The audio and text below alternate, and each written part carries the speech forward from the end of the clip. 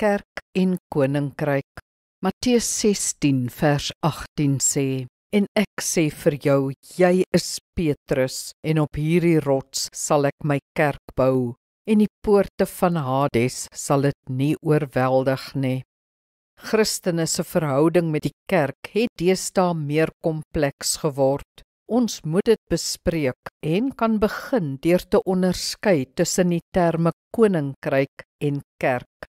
Die koninkryk van God is God se koningskap of heerskappy.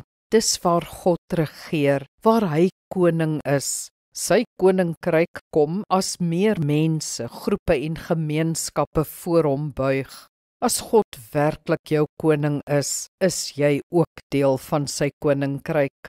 Die kerk van Christus is die aardse gestalte van God se regering. Dis die liggaam van Christus, die som totaal van alle ware gelowiges, soos dit sigbaar georganiseer is. Reeds in die Nuwe Testament is gemeentes gestig, leiers aangestel, 'n diensorde ontwikkel en allerhande praktiese reëlings deurgegee. Die punt is dit: as jy aan die koninkryk behoort jy ook aan die kerk. Jy is die kerk. Wat is die praktyk daarvan in jou lewe? Kom ons bid saam.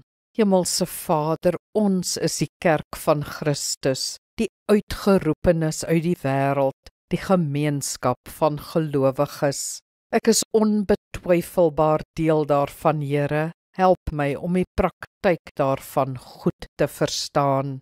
Amen. Die Here seën jou.